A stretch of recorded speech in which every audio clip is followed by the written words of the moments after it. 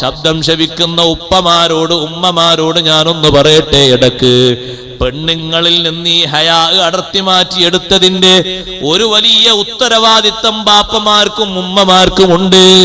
നിങ്ങൾ ശരിക്ക് ശ്രദ്ധിച്ചോളണം. അള്ളാഹുവിന്റെ മുന്നിൽ കൈകെട്ടി മറുപടി പറയേണ്ടി വരും.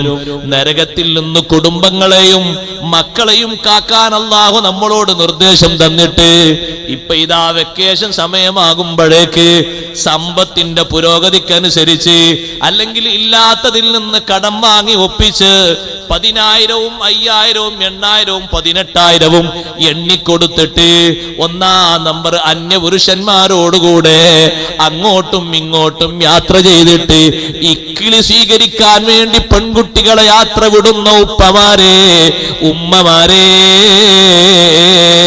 അവരെ ജീവിതത്തിൽ കൂടുകൂട്ടേണ്ടി ഉണ്ടാക്കേണ്ടി വരുന്ന ഹയാ തച്ചു തകർത്തതില് നമുക്ക് വലിയൊരു പങ്കുണ്ട്. കടുത്ത ഹറാമാണ്.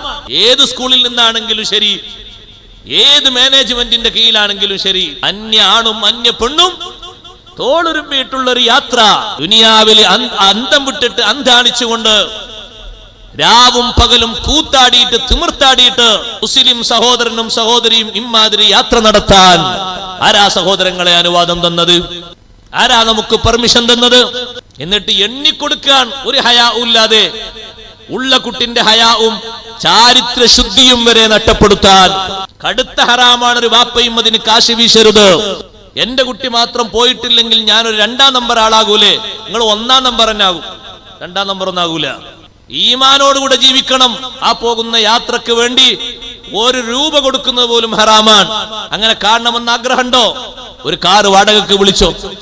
നിങ്ങളും നിങ്ങളെ മക്കളും ഭാര്യയും കൂടി ഓരോ സ്ഥലത്തും പോയി സിയാറത്ത് കാഴ്ച സ്ഥലങ്ങൾ കണ്ട് നല്ല റാഹത്തോടെ തിരിച്ചു വന്നു.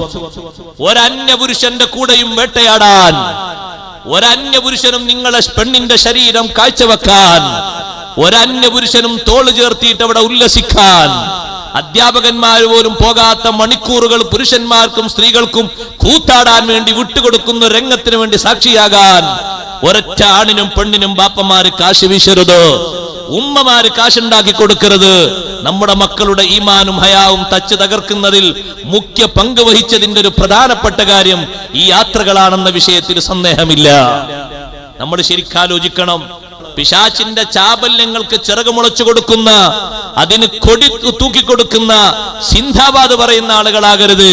പിശാചിനോട് സമരം ചെയ്ത് അവന്റെ മുഖങ്ങളെ തോൽപ്പിക്കുന്ന അള്ളാഹുവിന്റെ അടിമകളിൽപ്പെട്ട് ജീവിക്കാൻ പക്വതയുള്ള ആളുകളായിട്ട് നമ്മൾ വളരണം.